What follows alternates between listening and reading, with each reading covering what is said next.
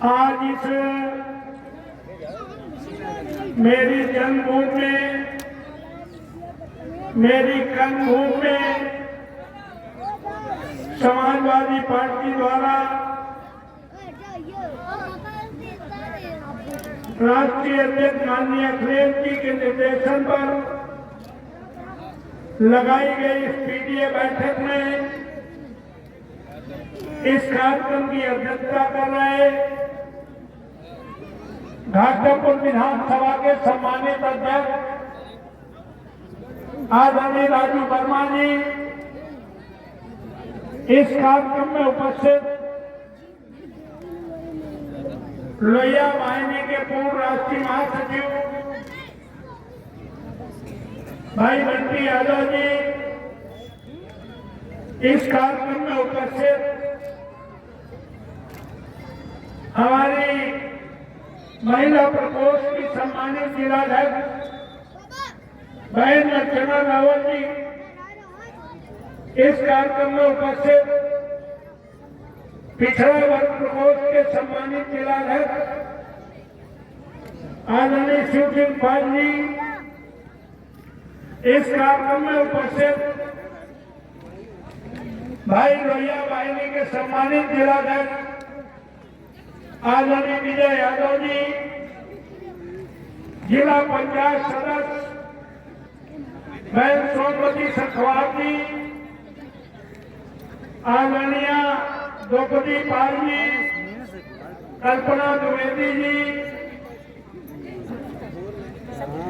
संगीता जी, हमारे इस कार्यक्रम में उपस्थित हमारे छोटे भाई अनिल वास्ती सोनकर जी, करमवीर जी, हमारे विधानसभा के सम्मानित महासचिव आदरणीय अमर सिंह यादव जी,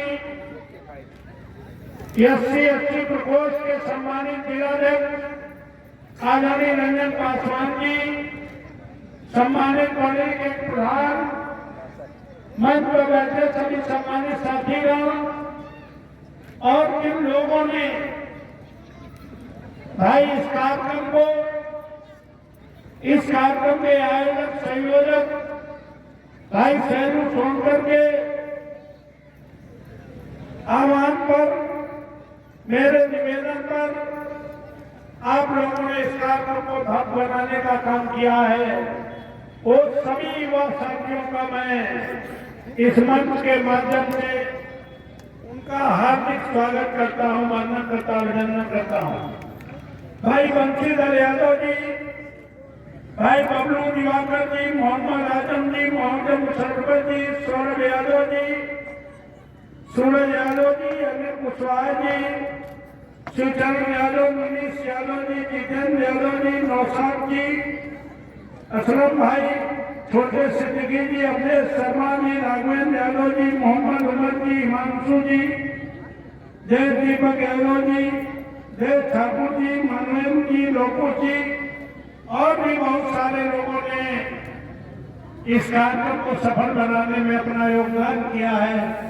उन सभी साथियों का मैं समाजवादी पार्टी की ओर से, मंच की ओर से हार्दिक स्वागत करता हूं, वंदन करता हूं, अभिनंदन करता हूं। और खास तौर पे आज हम उस मान शक्ति को नमन करता हूं जिन्होंने लगभग 3-4 घंटे से यहां बैठकर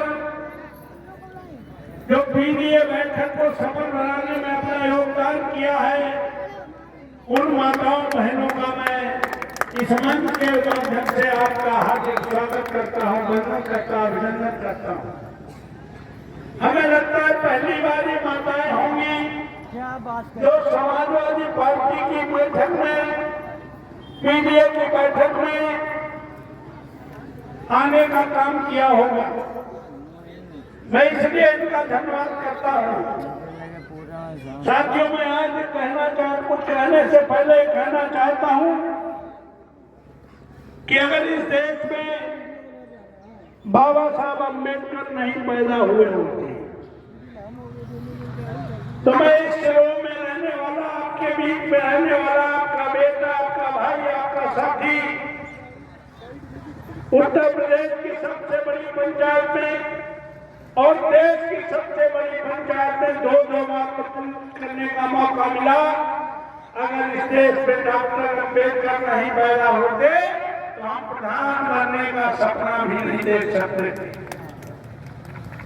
हम लोग सोचते हैं ऐसा बाबा साहब अम्बेडकर ने क्या कर दिया, तो अगर बाबा साहब अम्बेडकर नहीं पैदा होते तो हम प्रधान बनने का सपना नहीं देख सकते थे।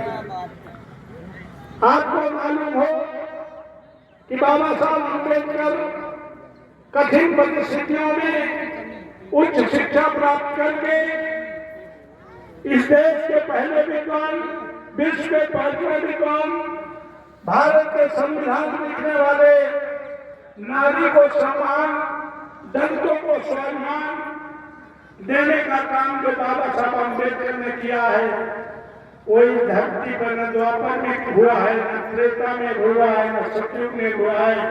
अगर जो कुछ भी मिला है दलितों को, पिछड़ों को, अकेले के लोगों को और समूची नारी जात को अगर किसी ने बराबर का हक देने का काम किया है उस महामानव का नाम बाबा साहब अम्बेडकर। बाबा साहब अम्बेडकर को जब संविधान बनाने का मौका मिला तो अंग्रेजों की एक टीम आई ये जानने के लिए कि हम ये देश को छोड़ देंगे, लेकिन इस देश को चलाओगे कैसे।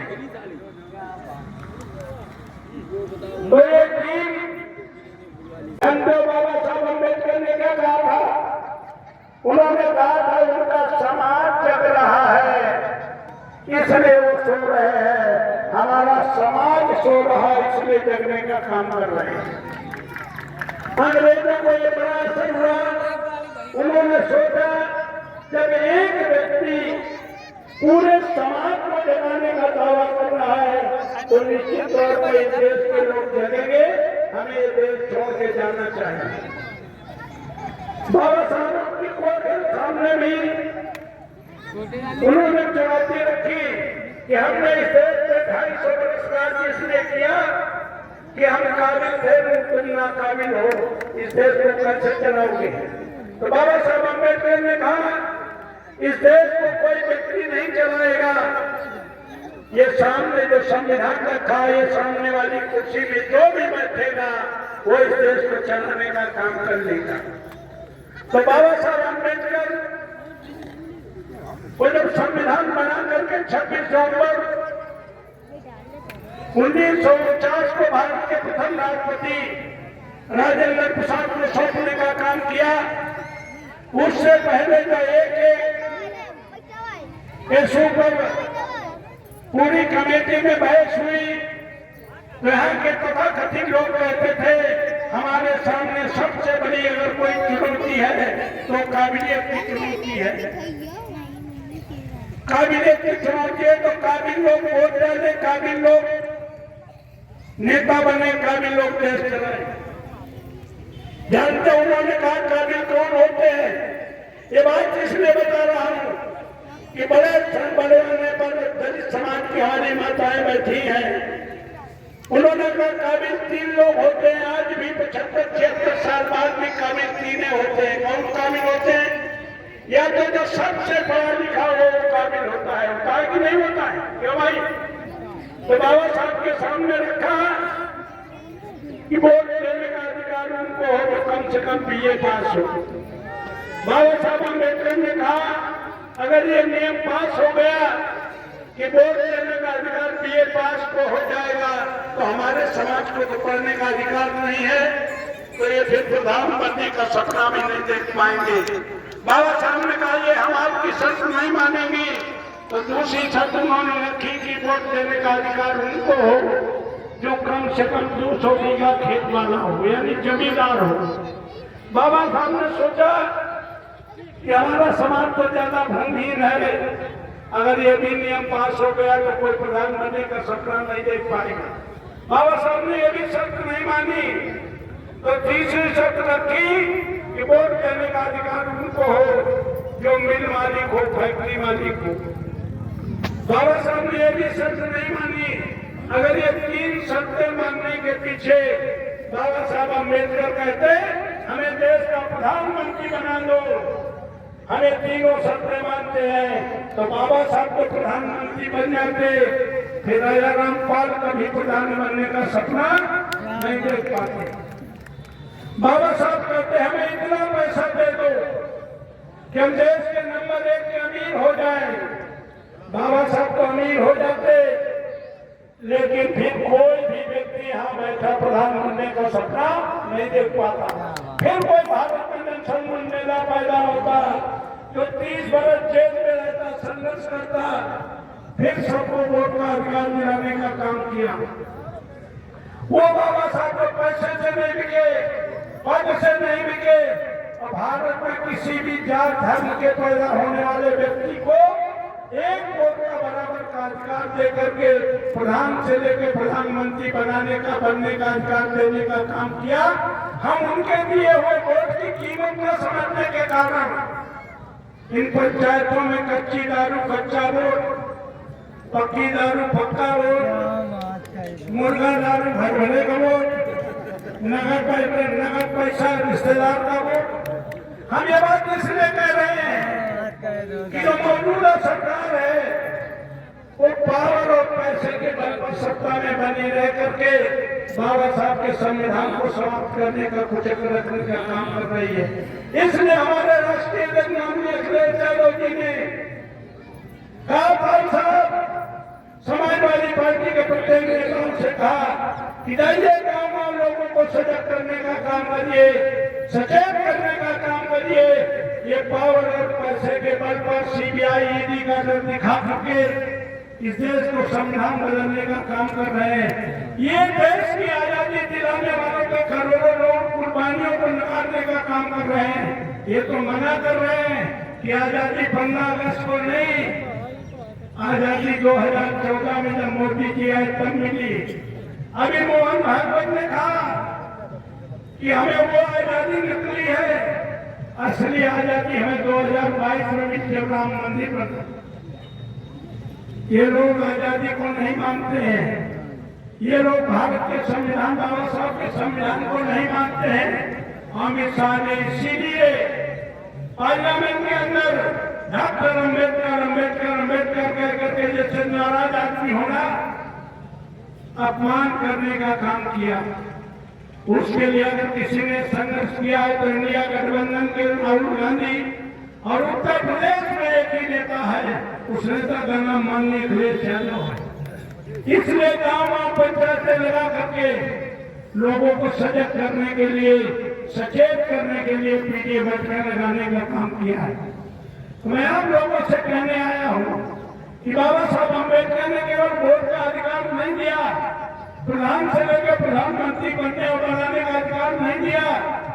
बाबा साहब अम्बेडकर ने कहा कि हमने तुम्हें एक वोट का अधिकार देकर तुम्हें राजनीतिक आजादी दी, इसी वोट के माध्यम से तुम्हें सामाजिक आजादी की, इसी वोट के माध्यम से तुम्हें धार्मिक आजादी दी कि तुम बाबा साहब को मानो, बुद्ध को मानो, कोई मस्जिद में नमाज पढ़े, सारी जात धर्मों के लोगों को पूजा अर्चना करने की स्वतंत्रता देने का काम इसी संविधान ने किया है। बाबा साहब ने कहा लेकिन ये धार्मिक आजादी, सामाजिक आजादी, राजनीतिक आजादी से तुम्हारा भला होने वाला नहीं है जब तक तुम आर्थिक आजादी के लिए और आजादी की जंग नहीं लड़ोगे। वो आजादी की जंग शुरू नहीं हुई और संविधान बदलने की तैयारी हो गई। बाबा साहब ने कहा कि दिन उन्होंने संविधान बनाकर एक वोट का अधिकार दिया था, उस दिन बाबा साहब सबसे ज्यादा प्रसन्न नजर आए थे। उनका रसोईया कहता है कि पूरी जिंदगी में बाबा साहब अम्बेडकर को हमने सबसे ज्यादा प्रसन्न देखने का काम किया था। बाबा साहब ने जानते क्या कहा? बाबा साहब ने कहा आज के बाद इस देश में जिनके 100 में 80-90% वोट होंगे उनकी सरकार बनेगी, उनके प्रधान से लेकर प्रधानमंत्री बनेगी। बाबा साहब ने कहा कि आज के बाद हमने भारत में प्रत्येक पैदा होने वाले व्यक्ति को हमने भारत की धन और धरती का बराबर का हिस्सेदार बना दिया। बाबा साहब ने तो धन और धरती का बराबर का हिस्सेदार बना दिया, लेकिन हमारा समाज 10 साल से 2014 में, 2019 में, 2017 में, 2022 में, 2024 में उस वोट की कीमत न जानने के कारण जो अधिकार कांग्रेस पार्टी ने 2013 में जवाब में हमें एमपी बनाया था, गाँव में 2013 में फूड सिक्योरिटी बिल पास कराया था, उसी भोजन के अधिकार को एहसान मान करके आप 14 में वोट दिया बीजेपी को, 17 में वोट दिया बीजेपी को, 19 में वोट दिया बीजेपी को, 24 में दिया वोट बीजेपी को। बाबा साहब ने तो तुम्हें धन धरती का बराबर का हिस्सेदार बना दिया। तुम 5 किलो गेहूं राशन में सब लोगों को वोट देने का काम कर रहे हो। ये बात महिलाओं से इसलिए कहना चाहता हूँ कि आज यहाँ पर पैसे लेके जाओ, ये 5 किलो राशन कोई मोदी जी की खैरात नहीं है, ये तुम्हारा अधिकार है। क्या अधिकार है?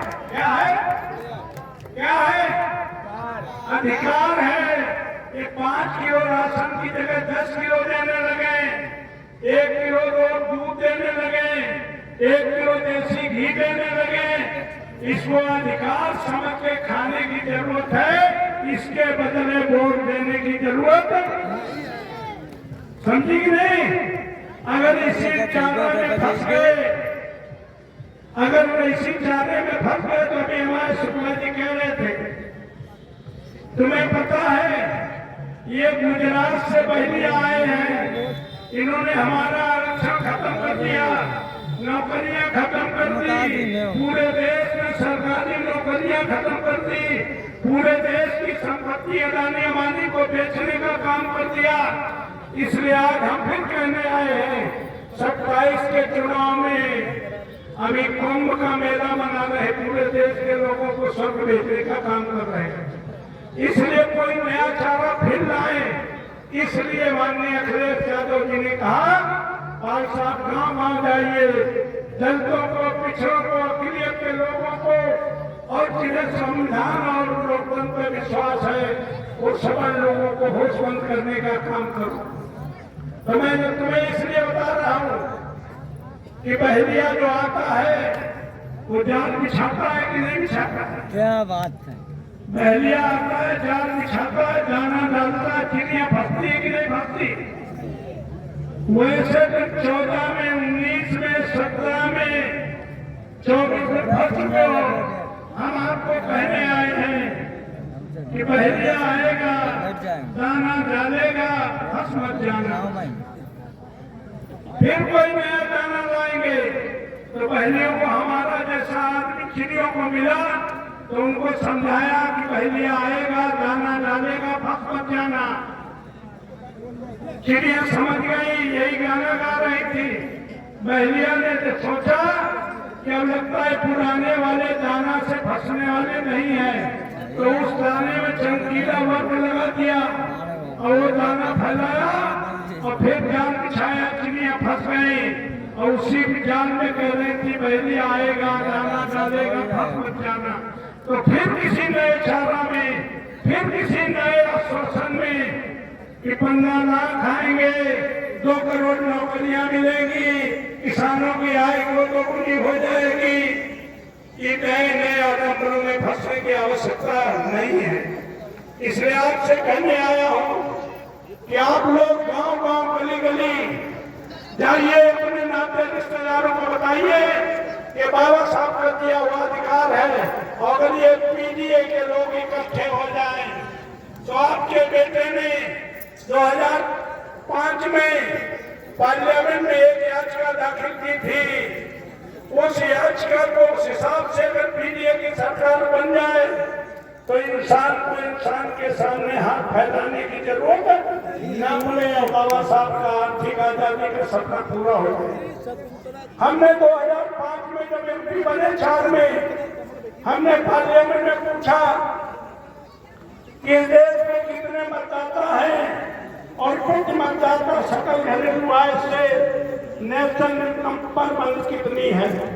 आरटीआई के कई दिनों में सूचना दी थी 2005 में कि 67 करोड़ बताता है और 3500 रुपया पर मंथ राष्ट्रीय इनकम है प्रति व्यक्ति के हिसाब से, वोटर के हिसाब से। उस समय पहले उसके प्रधानमंत्री ने कहा था कि हम जब 1 रुपया भारत सरकार से भेजते हैं तो 90 पैसे बिचौलिए खा जाते हैं, 10 पैसा जमीन में आता है। हम लोगों ने 110 सांसदों ने सुझाव दिया था पार्लियामेंट को कि जब 3500 इनकम है तो आधा पैसा देश के विकास में भेजो। 1750 रुपए जैसे जीरो से खाता खुला है, 67 करोड़ में जाता है, 80 करोड़ 80 करोड़ का खाता खुलवाओ। और जब देश की इनकम 3500 है तो 17.5 हो, देश की इनकम 5000 हो तो 2500, देश की इनकम 10,000 हो आज की तारीख में तो 5000 सीधे खाते में डालने का काम करो और इन सारे बिचौलियों को खत्म करने का काम करो। ये बाबा साहब इसी आर्थिक आजादी की ओर इशारा कर रहे थे। अगर ये तुम लोग पीडीएम लोग इकट्ठे हो जाए तब नौकरी देने लायक है नहीं, मशीनें काम कर रही हैं। अब सरकारी नौकरियां नहीं है, अब तो राष्ट्र की आय में हमें हिस्सा चाहिए। अगर वो नियम पास हो जाए, वो आजादी हमें मिल जाए, धन में बंटवारा हो जाए तो पति को पत्नी के सामने, पत्नी को पति के सामने, भाई को भाई के सामने, बाप को बेटे के सामने हाथ फैलाने की जरूरत नहीं रह जाएगी। फिर बुद्ध का भारत आ जाएगा जो 2500 साल पहले बुद्ध ने कहा था, सर्वे भौम सुना सर्वे सुना मया सर्वे भद्रान प्रसन्ना कश्चित् दुःखात् हो। कोई दुखी ना रहे, इंसान को इंसान के सामने हाथ फैलाने की जरूरत नहीं पड़े। यही पीडीए का असली मकसद है कि दलित, पिछड़े, अकिलियत और सर्वहारा वर्ग के लोग संविधान की पीढ़ी को वैसा का वैसा संविधान सौंपने के लिए संकल्प लेके जाओगे कि हम लोग पीडीए के लोग इकट्ठा होकर के इन सांप्रदायिक ताकतों को 2027 में भगाने का काम करेंगे। पुनः मैं आपसे कहना चाहता हूँ, मैं तो आपका बेटा, आपका भाई हूँ, आपके गांव का हूँ। मैंने पूरी राजनीतिक जिंदगी में कभी आने वाले का नाम नहीं पूछा। बाबा साहब अम्बेडकर ने भी किसी जात धर्म के लिए आजादी नहीं दी, वोट का अधिकार नहीं दिया, सबको बराबर का अधिकार दिया है। हम उनके अनुयायी हैं। हमने भी पूरी जिंदगी में कभी आने वाले का नाम, उसकी जात, उसका धर्म, उसका धर्म, उसका क्षेत्र नहीं पूछा। हम केवल आने वाले का काम पूछते हैं। सार्वजनिक जीवन में लोगों को जात, धर्म, क्षेत्र नजर आते हैं। हमारे इस कंप्यूटर में गड़बड़, हमें सारे भाई, सारे इंसान नजर आते हैं। 25-30 साल में कोई करोड़पति, अरबपति, लखपति हम पर भरोसा करता है कि नहीं करता मैं नहीं जानता, लेकिन 25-30 सालों में हमने समाज के उस आखिरी व्यक्ति को भरोसा पैदा कराने में कामयाबी हासिल की है, जिसके पैरों में चप्पल न हो, शरीर में कपड़ा न हो, पेट में भोजन न हो, हमारे पास आने तक के पैसे न हो, अपनी समस्या कहने के शब्द न हो। वो 150 किलोमीटर की सराउंडिंग में 1 करोड़ की आबादी वाले कानपुर नगर देहात में समाज की आखिरी पंक्ति में खड़ा आदमी भरोसा करता है। कभी राजनाथ को टेलीफोन करेंगे मदद हो जाएगी, अभी चले जाएंगे मदद हो जाएगी। ये भरोसा समाज के उस अंतिम व्यक्ति को हमारे शरीर की अंतिम सांस तक कायम रहेगा। इसलिए मैं आपसे कहना चाहता हूँ कि बाबा साहब अम्बेडकर के संविधान को अगर कोई बचा सकता है तो देश में इंडिया गठबंधन है और उत्तर प्रदेश में मंत्री अखिलेश यादव ने इतनी बड़ी ताकत इंडिया गठबंधन को देने का काम किया है। आप सब मिलकर उनके हाथों को मजबूत करने के लिए दलित, पिछड़े, अकेले, सर्वहारा वर्ग के लोगों में भाईचारा बना करके इन सांप्रदायिक ताकतों को 2027 और अगर उससे पहले चुनाव आए तो उन सब में उन्हें हराने का काम करेंगे। पुनः आए भाई शैलेंद्र सोनकर को, उनकी पूरी टीम को और उपस्थित सभी साथियों की ओर से सामने वाले लोगों को मैं हार्दिक स्वागत करता हूं, वंदन करता हूं, अभिनंदन करता हूं। और भाई शैलेंद्र सोनकर ने कुछ हमारी माता बहनों के लिए कुछ हमें लगता है उपहार देने का काम किया है, उसको आप लोग बैठी रहिए, ये बुलाएंगे, वो अपना स्वीकार करने का काम करोगे। बहुत बहुत धन्यवाद। जय भीम, जय भारत। तुम्हें बहुत समझाया लेकिन तुमने ना मानी। बाबा साहब ने बहुत समझाया लेकिन तुमने ना मानी।